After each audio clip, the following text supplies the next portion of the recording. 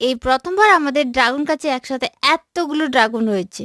যে ড্রাগনগুলো লাল হয়েছে ওইগুলোর ফুল একদিনে ফুটেছে। আর এই যে দুটো সবুজ তার পরের দিন ফুটেছিল, তাই এখনো লাল হয়নি।